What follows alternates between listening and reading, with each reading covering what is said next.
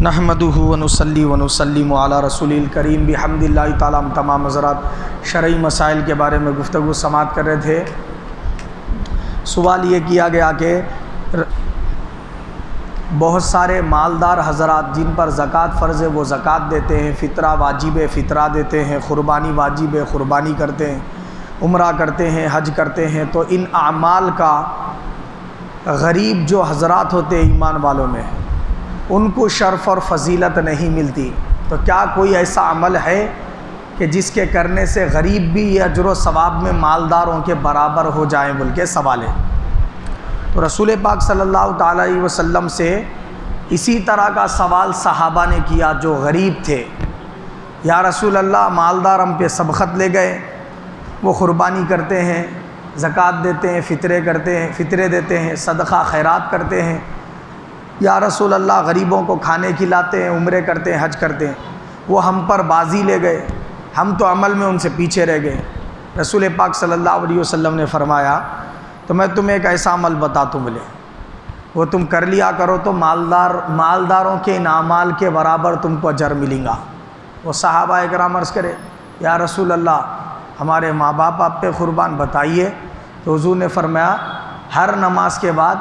33 مرتبہ سبحان اللہ، 33 مرتبہ الحمدللہ، 34 مرتبہ اللہ اکبر پڑھ لیا کرو بولے سرکار۔ یہ ایسا عمل ہے کہ تم اگر اس کو ریگولر کرتے رہو گے تو اللہ تعالیٰ تم کو مالداروں کے برابر وہ اعمال کرنے کا اجر و ثواب عطا فرما دے گا۔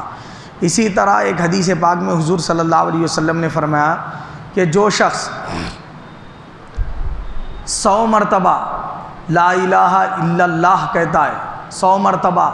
سبحان اللہ کہتا ہے، 100 مرتبہ الحمدللہ کہتا ہے، 100 مرتبہ اللہ اکبر کہتا ہے، تو رسول پاک صلی اللہ علیہ وسلم نے فرمایا اس کا اجر یہ اس کو اللہ تعالیٰ عطا فرماتا ہے کہ 100 مرتبہ سبحان اللہ کہنے پر اللہ تعالیٰ اس کو 100 مقبول حج ادا کرنے کا ثواب عطا فرماتا، اور 100 مرتبہ الحمدللہ کہنے پر اللہ کی راہ میں 100 جو ہے مجاہدین کو جہاد کے لیے گھوڑے دینے کا ثواب عطا فرماتا۔ 100 مرتبہ اللہ اکبر کہنے پر اللہ کی راہ میں غلاموں کو خرید کے، اسماعیل علیہ السلام کی اولاد میں سے غلاموں کو خرید کے آزاد کرنے کا ثواب دیتا ہے۔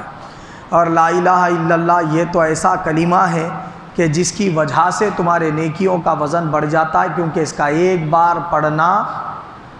اللہ تعالیٰ کے حضور اتنی بڑی فضیلت کا عامل ہے کہ ترازو کے ایک پلڑے میں اس کو رکھ دیے، پوری کائنات دوسرے پلڑے میں رکھے تو یہ ایک بار پڑھنا بھاری ہو جائے گا بولے سرکار۔ تو لا الہ الا اللہ جب کہا جاتا ہے تو اس سے مراد پورا کمپلیٹ کلمہ ہوتا ہے لا الہ الا اللہ محمد الرسول اللہ۔ جیسے ہم عرف عام میں بول لیتے 4 خل پڑھو بولے تو کیا خل خل خل بول کے بولنا، 4 خل بول کے شارٹ کٹ میں بولے، مگر اس کا مطلب کیا رہتا؟ قل یا ایھا الکافرون کا پورا سورہ، قل هو اللہ احد، قل اعوذ برب الفلق، قل اعوذ برب الناس، پورے 4 کے 4 سورے پڑھنا، یہ مطلب رہتا۔ 4 خل شارٹ کٹ میں بولے۔ ایسے ہی سرکار بہت سارے احادیث میں شارٹ کٹ میں بولے لا الہ الا اللہ کی یہ فضیلت ہے، تو وہاں صرف لا الہ الا اللہ اتنا ہی پڑھنے کی بات نہیں ہو رہی،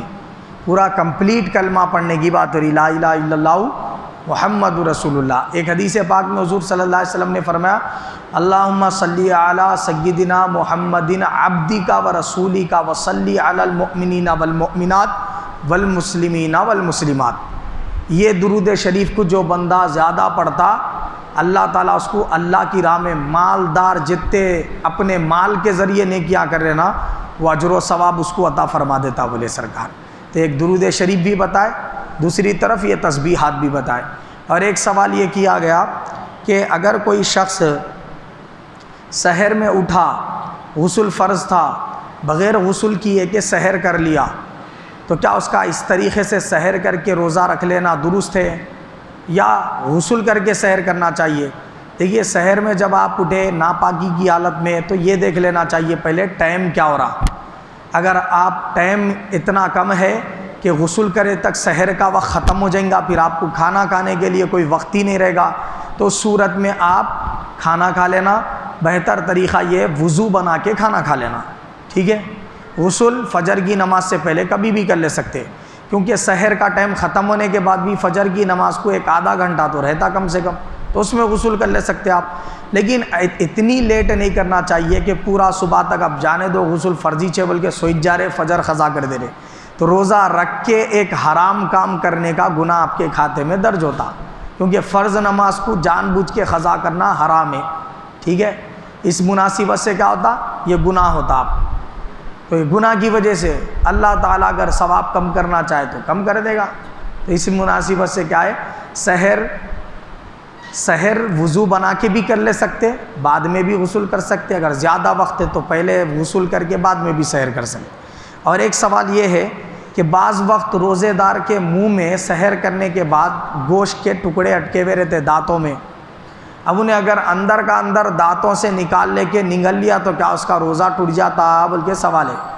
اگر دانتوں میں گوشت کے ٹکڑے اٹکے ہوئے تھے انہیں زبان سے ہلا کے یا پھر ڈائریکٹ کھینچ لے کے اندر کا اندر ہی نگل لیا تو صورت میں روزہ نہیں ٹوٹتا۔ گوشت کا ٹکڑا اتنا بڑا تھا کہ چنے کے دانے کے اتنا بڑا تھا، چنا رہتا نا چنا، وہ چنے کا دانہ کتنا رہتا، اتنا گوشت کا ٹکڑا تھا لیول میں، تو اگر اس کو نگلے آپ تو صورت میں روزہ ٹوٹ جاتا۔ اگر گوشت کا ٹکڑا بالکل چھوٹا تھا مگر اس کو منہ میں سے باہر نکال کے نگلے تو کتنا بھی چھوٹا تھا تو ٹوٹ جاتا روزہ، بات سمجھ گئے؟ میں جو پہلے بات کیا وہ اندر کا اندر نکال لے کے نگل لینے پہ روزہ نہیں ٹوٹتا۔ اب ایک بندہ کیا ہے، سحر کرتے وقت سحر میں منہ میں پان رکھ لیا، چاب رہا تھا، تھوڑا تھوڑا نگل رہا، سحرنگ بج گیا، وقت ہو گیا بالکل، تب انہیں وہ پان نگلنا آیا، تھوکنا بلکہ سوال ہے، تھوک دینا انہیں اگر ٹائم ختم ہو گیا تو، نہیں اگر ٹائم باقی 1-2 منٹ بھی تو انہیں نگل لے سکتا، اس میں کوئی حرج نہیں ہے، اس سے روزہ نہیں ٹوٹتا۔ لیکن وقت ہو جانے کے بعد اگر نگلا تو پھر روزہ ہی نہیں ہوتا، ٹھیک ہے نا؟ ہاں، چائے پیے تھے، اس کا میٹھا پن اگر منہ میں ہے، اکثر زبان پہ تھوڑی دیر تک رہتا نا میٹھا پن اس کا، تب سحرنگ بھی بچ گیا، سحر کا ٹائم بھی ختم ہو گیا، تو اب وہ مٹھاس منہ میں محسوس ہوتے جا رہی، ہم تھوک بھی نہیں کر رہے، تو اس صورت میں کیا روزہ ہوگا؟ بالکل ہو جاتا روزہ، اس میں کوئی کراہت اور قباحت نہیں ہے۔ اللہ تعالیٰ مجھے بھی آپ سب کو بھی حق و قبول کرنے، اس پر عمل کرنے کی توفیق عطا فرمائے، آمین ثم آمین۔